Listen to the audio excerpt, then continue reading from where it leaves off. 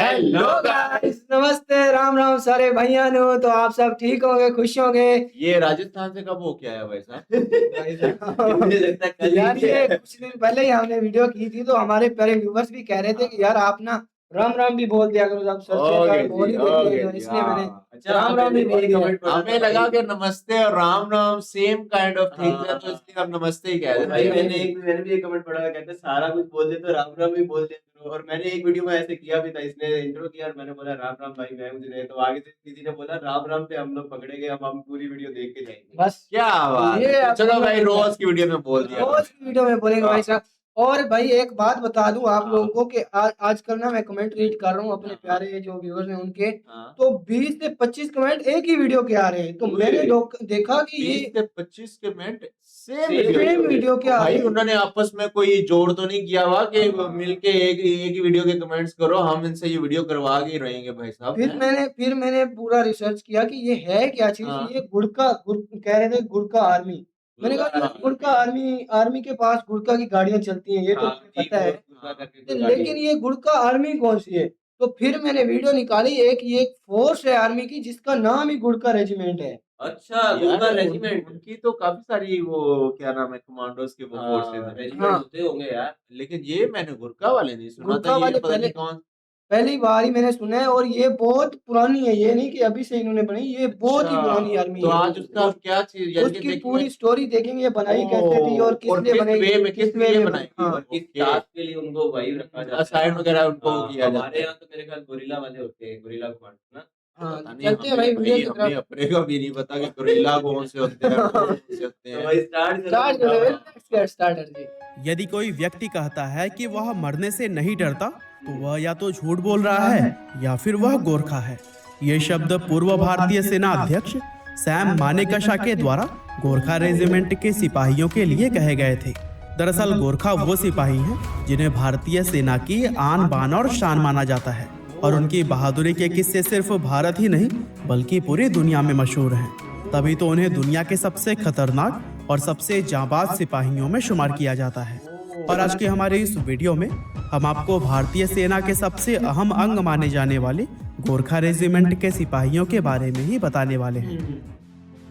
दोस्तों, हमारी भारतीय सेना में गोरखा रेजिमेंट को बलिदान का दूसरा नाम माना जाता है, क्योंकि देश पर जब भी कोई बड़ा संकट आता है तो सबसे पहले इसी रेजिमेंट के सिपाहियों को ही याद किया जाता है। अपनी वीरता के लिए पूरी दुनिया में मशहूर गोरखा के निडर सिपाही देश के लिए हर समय अपनी जान के बलिदान देने के लिए तैयार रहते हैं।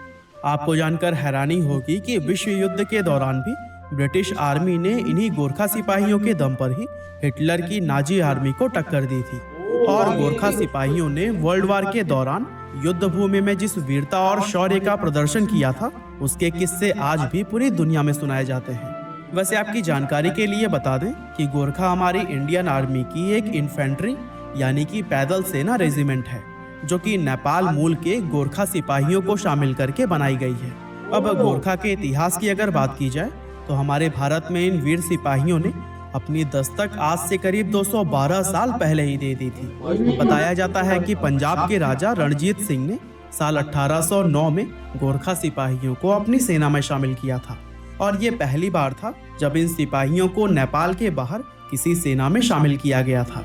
इसके बाद से साल 1815 में ईस्ट इंडिया कंपनी के द्वारा गोरखा के इन जवानों को ब्रिटिश भारतीय सेना में भी शामिल कर लिया गया। दरअसल हुआ यह कि ब्रिटिश सरकार अपने व्यापार को तिब्बत तक फैलाना चाहती थी, और उनकी इसी कोशिश के दौरान सन 1814 में नेपाल और ब्रिटिश ईस्ट इंडिया कंपनी के बीच एक युद्ध छिड़ गया।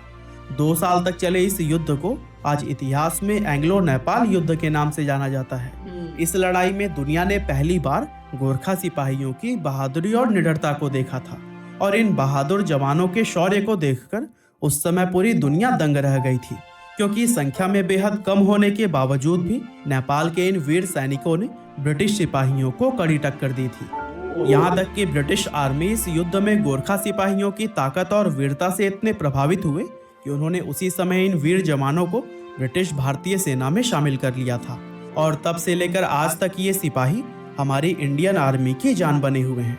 वैसे अगर आप यह सोचते हैं कि गोरखा सिपाही सिर्फ हमारी भारतीय सेना में ही शामिल किए जाते हैं, तो आप पूरी तरह से गलत हैं, क्योंकि गोरखा के ये जवान भारत और नेपाल के साथ ही साथ लंबे समय से ब्रिटिश आर्मी का भी एक अहम हिस्सा बने हुए हैं। ये सिपाही अपने खास किस्म के हथियार के लिए पूरी दुनिया में फेमस हैं, जिसको कि नेपाली भाषा में खुकरी कहा जाता है।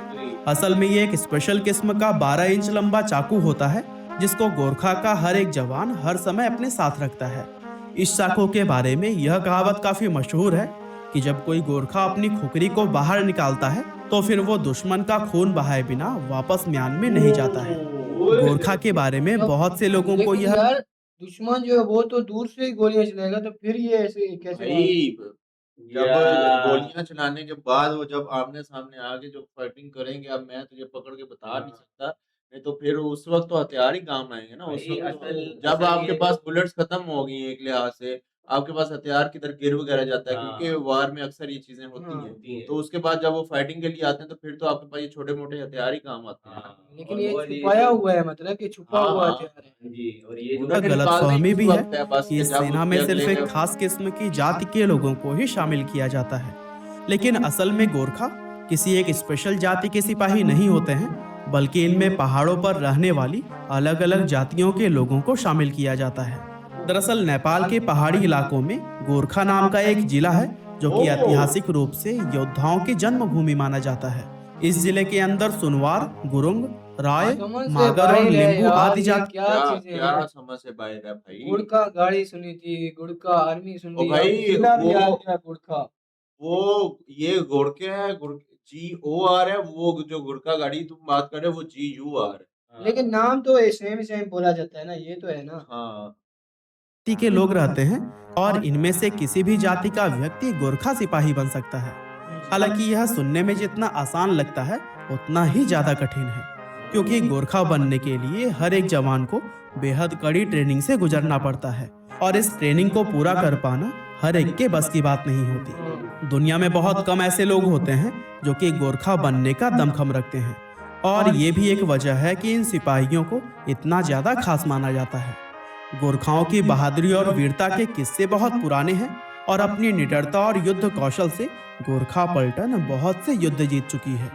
गोरखा द्वारा जीते गए युद्धों में 1947-48 का उरी सेक्टर, 1962 का भारत चीन युद्ध और 1965 व 1971 के भारत पाकिस्तान युद्ध शामिल हैं। इतिहास गवाह है कि गोरखा जब भी कभी किसी युद्ध के लिए मैदान में उतरे हैं तो वहां उन्होंने अपनी एक अलग ही छाप छोड़ी है। आपको जानकर हैरानी होगी कि गोरखा के जवानों ने अंग्रेजों के लिए विश्व युद्ध में भी भाग लिया था, और उन दोनों ही महायुद्धों में इन वीर जवानों ने अपनी बहादुरी व युद्ध कौशल से पूरी दुनिया को हैरान कर दिया था। पहले विश्व युद्ध की अगर बात करें तो उसमें अंग्रेज की तरफ से लगभग 2 लाख गोरखा सैनिकों ने हिस्सा लिया था, और युद्ध खत्म होते होते उनमें से करीब 20,000 सिपाही शहीद हो गए थे। इसके बाद से दूसरे विश्व युद्ध में अंग्रेजों ने लगभग 2.5 लाख गोरखा जवानों को अपनी तरफ से युद्ध में उतारा था, और इन सिपाहियों को दुनिया के अलग अलग हिस्से जैसे कि सीरिया, उत्तरी अफ्रीका, इटली, ग्रीस व बर्मा जैसी जगहों पर भेजा गया, और इस युद्ध में भी 32,000 से भी ज्यादा गोरखा जवान शहीद हो गए थे। लेकिन पहले वर्ल्ड वॉर की तरह ही दूसरे वर्ल्ड वॉर में भी गोरखा जवानों ने अपनी बहादुरी व शौर्य से पूरी दुनिया को हैरान कर दिया था।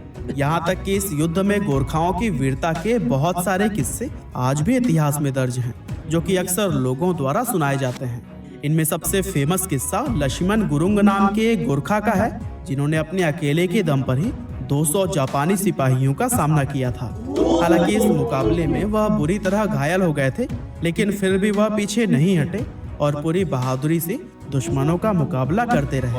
हाथ में ग्रेनेड फट जाने के कारण उन्होंने अपना दायां हाथ भी खो दिया था, लेकिन इसके बावजूद वो अपने बाएं हाथ से दुश्मनों पर गोलियां बरसाते रहे, और इस मुकाबले में उन्होंने अकेले ही 31 जापानी सिपाहियों को मौत के घाट उतार दिया था, जबकि बाकी के बचे सिपाही उनकी निडरता और बहादुरी को देखकर वहां से भाग खड़े हुए थे। और दोस्तों, लक्ष्मण गुरुंग की तरह ही लोगों के बीच में कैप्टन गुरुबचन सिंह सलारिया की वीरता का भी किस्सा काफी फेमस है। दरअसल गुरुबचन सिंह सलारिया ने कांगो युद्ध के दौरान अकेले ही सिर्फ अपनी खुखरी के दम पर 40 दुश्मनों को मौत के घाट उतार दिया था, और इस लड़ाई को लड़ते हुए वह खुद भी वीर गति को प्राप्त हो गए।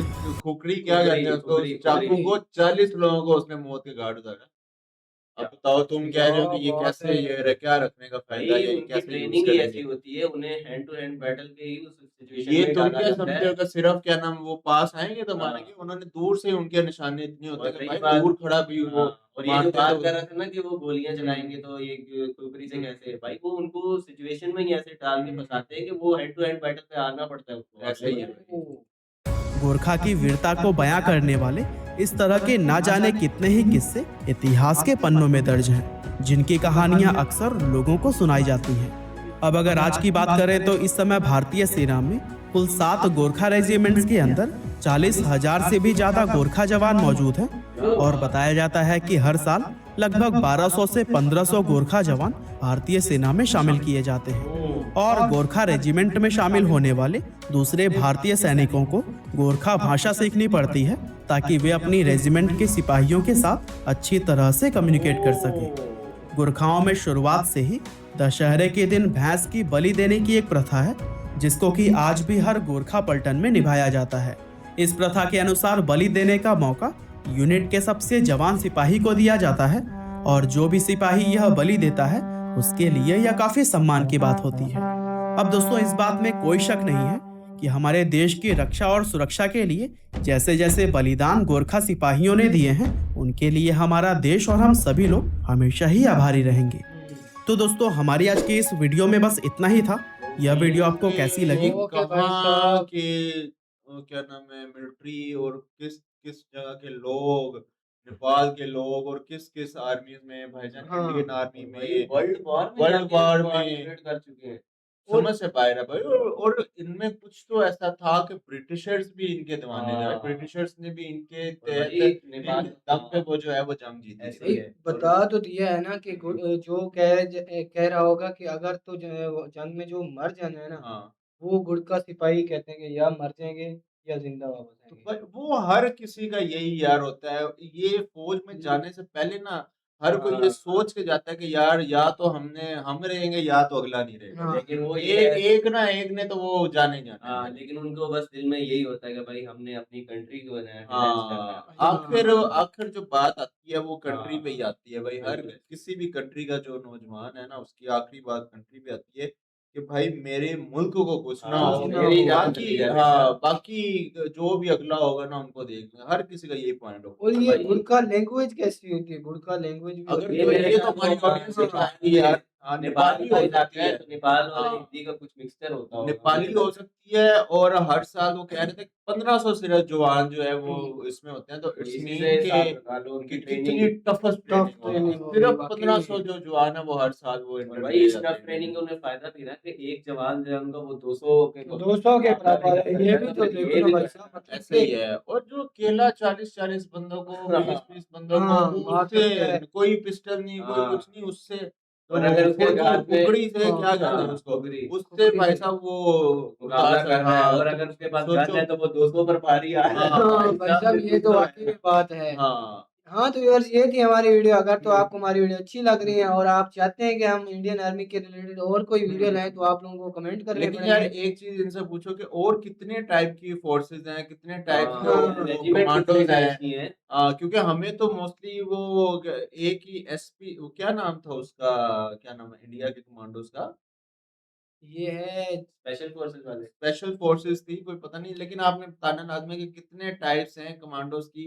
कितनी फोर्सेस हैं। एनएसजी भी है क्योंकि कमांडो हाँ वही मैं कह रहा हूँ कि कितनी फोर्सेस हैं वो लाजमी बताइएगा। और हर फोर्सेस का आगे के इनका ये स्पेशली काम है, इनको इस काम के लिए हाँ। स्पेशली रखा हुआ है, ये इस मकसद के लिए ज्यादा हाँ। यूज होते हैं, वो भी लाजमी में कमेंट वो सेक्शन भी में जरूर बताइएगा। बताइएगा। तो हाँ मिलते हैं फिर नेक्स्ट वीडियो में। Till then Take take care. Care जी।